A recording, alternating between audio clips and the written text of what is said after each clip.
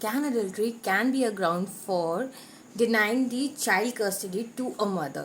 क्या एडल्ट्री एक ग्राउंड हो सकता है एक माँ को अपनी माइनर डॉटर की कस्टडी को डिनाई करने के लिए? यही है आज का टॉपिक और इसी पे हम आज करेंगे डिस्कशन। तो बॉम्बे हाई कोर्ट का ये केस है, बहुत ही इम्पॉर्टेंट केस है for all the mothers out there. So a writ petition was filed in the Bombay High Court challenging the order of a family court.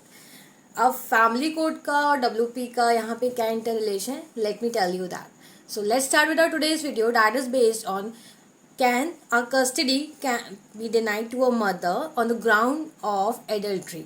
क्या एक माता को या माँ को एक अपने बच्चे की कस्टडी डिनाई की जा सकती है on the basis of adulterous behaviour? Talking about the writ petition क्यों फाइल की गई थी? एक हस्बैंड के द्वारा अगेंस्ट हर वाइफ। सो एक फैमिली कोर्ट का ऑर्डर था जहाँ पे हस्बैंड ने अपनी बेटी की माइनर की कस्टडी के लिए एप्लीकेशन की थी, जिसकी एप्लीकेशन जो थी वो रिजेक्ट हुई थी। सबसे पहले उन्होंने फाइल किया था डिवोर्स के लिए on the basis of adulterous behaviour. Adulterous behaviour means it can be an extramarital affair or it could be something that is related to a behavior of a woman apart from her marriage. Apart from her marriage means कि उसका कहीं किसी के साथ extra marital affair है या something like that. On the basis of that उन्होंने एक फैमिली कोर्ट में एप्लीकेशन लगाई थी जहाँ पे वो अपनी माइनर डॉटर की कस्टडी चाहते थे। अब माइनर डॉटर काफ़ी छोटी थी एंड यहाँ पे जो केस टाइटल है इस अभिषेक चौहान वर्सेस गौरी चौहान। सो ये बॉम्बे का केस है एंड बॉम्बे हाई कोर्ट में फाइल हुआ था। फैमिली कोर्ट ने अभी एलिगेशंस प्रूव नहीं हुए थे। एलिगेशंस क्या लगे थे वाइफ पे एलिगेशंस लगे थे कि उनका एडल्ट्रस बिहेवियर है। On the basis of that वहाँ पे डिवोर्स फाइल किया गया था।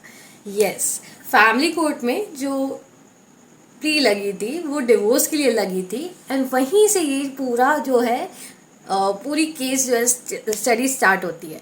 जब फैमिली कोर्ट में उन्हें हस्बैंड ने अपनी वाइफ पे एडल्ट्रस बिहेवियर के चार्जेस लगाए थे, एलिगेशंस लगाए थे, उसी के दौरान ही उन्होंने एक एप्लीकेशन फाइल की थी जहाँ पे उन्हें अपनी माइनर डॉटर की जो थी कस्टडी चाहिए थी। अब वो कस्टडी जो थी एज एन इंटरिम वहाँ पे डिनाई कर दी गई थी फैमिली कोर्ट के द्वारा। किसे डिनाई की गई थी? हस्बैंड को डिनाई कर दी गई थी। Now let's move toward a writ petition. अब रिट पिटिशन भी यहाँ पे इसीलिए फाइल हुई थी ताकि माइनर डॉटर की कस्टडी ली जा सके in the Bombay High court. But Bombay High court ने ऑब्जर्व किया what they have observe and what they have given is quite commendable. What they have said that the adulterous behavior of a woman can be a ground for divorce, but it cannot be a ground for to deny the custody of a child. या अब मैं हिंदी में बोल देती हूँ आपके लिए ताकि आपको ये चीज़ समझ में आए। जो एडल्ट्रस बिहेवियर है या एक्स्ट्रा मैरिटल अफेयर है या समथिंग, कोई भी चार्जेस या एलिगेशन उनके ऊपर लगे हैं वाइफ के ऊपर, वो डिवोर्स का कारण बन सकता है बट कस्टडी को डिनाई करने का कारण कभी नहीं बन सकता है। सो हम इस पूरी हिस्ट्री को जानेंगे, इस केस स्टडी को जानेंगे और एनालिसिस को समझेंगे क्या एनालाइज किया। और ऐसे प्रीवियसली भी काफ़ी लैंडमार्क जजमेंट्स है जहाँ पे जो यहाँ पे पास हो चुके हैं उसका ही रेफरेंस दिया गया था इस पर्टिकुलर रिट पिटिशन में भी। Family court has observe while dismissing the plea. जो फैमिली कोर्ट ने डिसमिस की थी प्ली एप्लीकेशन जो हस्बैंड के द्वारा फाइल की गई थी for interim custody of a minor daughter, वो उसका जो एनालिसिस है उसका ये एनालिसिस है कि 9-year old डॉटर है हस्बैंड एंड वाइफ की, राइट, एंड हस्बैंड जो है वो वर्किंग है, हस्बैंड की फैमिली जो है वो भी वर्किंग है। अब 9-year-old जो डॉटर है उसको अगर एक मेड पालेगी तो उस पर क्या असर पड़ेगा, मतलब वो क्या ही सीखेगी। वेर एज अगर हम फिर वाइफ के पार्ट को देखें तो वाइफ जो है वो बाय प्रोफेशन डॉक्टर है, लाइसेंस है और उन्होंने अपने बेटी के स्कूल के पास ही एक रेसिडेंट लिया हुआ है।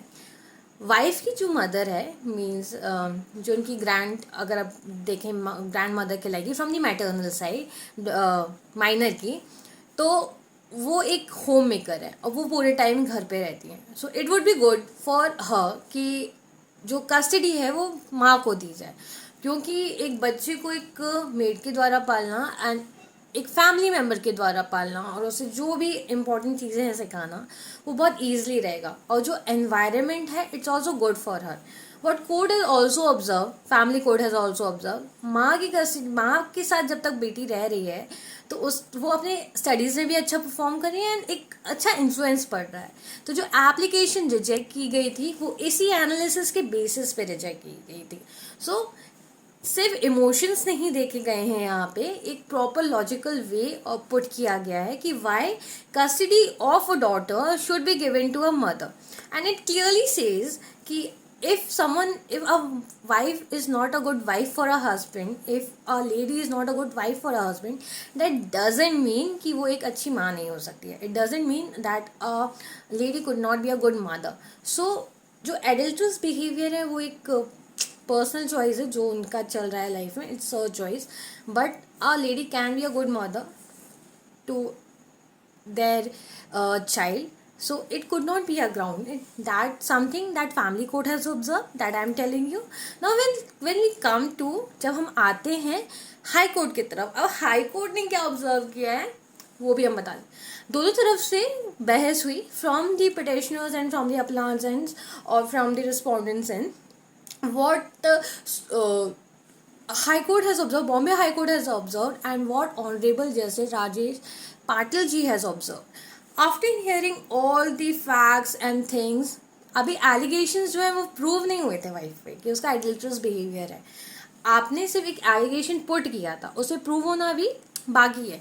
बट आप अगर उसी बेसिस पे कस्टडी के लिए आप बोलोगे तो that is not good, right.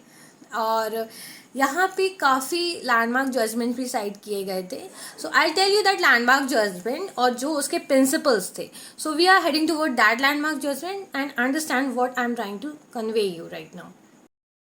Supreme court का एक जजमेंट था Neel Ratan Kundu versus Abhijit Kundu 2008 SCC part 9 and page number 413. You can read out there. यहाँ पे जो प्रिंसिपल लेड डाउन किया गया था, यहाँ पे चाइल्ड वेलफेयर को पैरामाउंट पे रखा गया था. Paramount in the sense top priority पे रखा गया था.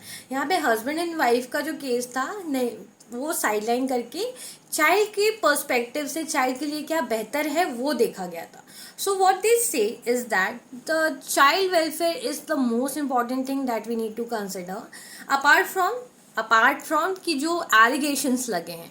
क्योंकि to build a child's career it is important, it should be kept in a very proper environment. अब हम उन्होंने ऑब्जर्व किया what Bombay High Court has observe that husband के साइड जो है सारी फैमिली मेम्बर्स जो हैं वो वर्किंग है, उनकी इवन मदर तक वर्किंग है. She is in a political influence and political section में है जहाँ पे लोकसभा के इलेक्शन कंडक्ट होने वाले हैं. So she has an aura of something, aura where she has to be involved in political functions and everything like that. And for contesting that Lok Sabha election, she will be busy. वो बच्चे पे ध्यान नहीं दे पाएंगी. And husband भी working है, वहाँ पे कोई उनको time नहीं दे पाएगा. What they have considered. 9-year child है, उसको एक maid संभालेगी तो क्या ही संभाल पाएगी, right? First thing. Second thing उन्होंने ये observe किया कि जो वाइफ ने स्कूल के पास ही एक फ्लैट लिया है, रेजिडेंस लिया है, वो डॉक्टर बाय प्रोफेशन है, लीव भी ले सकती हैं और उनकी मतलब वाइफ की जो मदर है वो घर पे रहती है. So she would take good care of her, right. तो 9-year चाइल्ड का अगर एक फैमिली मेम्बर केयर नहीं करेगा तो कौन केयर करेगा. उसको हर चीज़ सिखानी होती है at that point of time and she is a minor. So this thing has been kept first on front row कि child welfare is important. Now coming back to the second judgment, and where Supreme Court in 2024 has discussed about the adulterous and extramarital affair. So that judgment is Vineet Gupta versus Mukta Agrawal of 2024 SCC.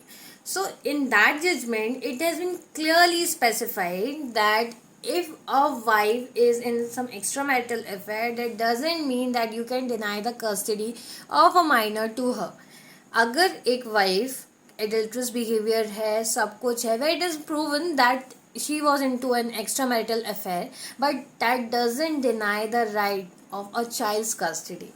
तो ज़रूरी नहीं है कि अगर एक आप अच्छे wife नहीं हो तो आप एक अच्छे माँ भी नहीं होगे. So that these two judgement has been put in the Bombay High Court and taken the reference of. यहाँ पे दोनों ही जजमेंट का रेफरेंस लिया गया है. First is Neel Ratan Kundu versus Abhijit Kundu of 2008 SEC Part 9, where it has been clearly mentioned that if you can see कि अगर wife के साथ जब बच्चा कस्टडी वाइफ के साथ जब है तब उसकी एकेडमिक परफॉर्मेंस भी काफ़ी अच्छी है. वहाँ पे उसमें कोई भी ये चीज़ उसमें कोई इश्यूज नहीं आए हैं. अगर कोई इश्यूज नहीं आए हैं तो why the custody should be granted to a father, it should be with a mother. यहाँ पे जो रिट पिटिशन फाइल की थी उसे क्वैश किया गया. The decision was in the favour of a wife.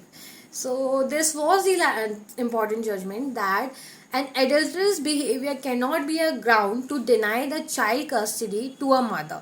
So this important update for all the mother out there, सारी mothers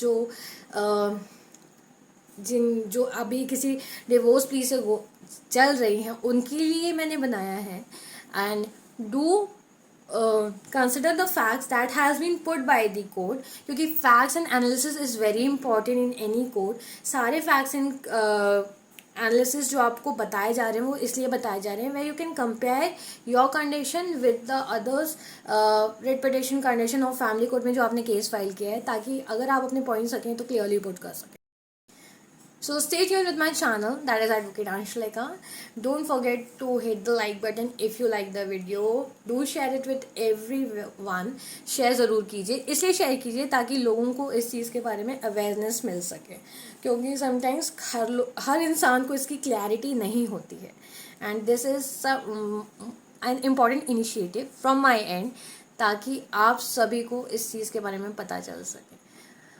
day to day life में हम काफ़ी चीज़ें मिस आउट कर जाते हैं. काफ़ी सारे लैंडमार्क जजमेंट्स आते हैं जहाँ पे कुछ चीज़ें आपकी फेवर की होती हैं, कुछ चीज़ें नहीं होती हैं. बट जो चीज़ आपकी फेवर की होती है उसे आप ग्रैब कर सकते हैं and it will be helpful for you and the society. So stay tuned with me, do subscribe, share and click on like button.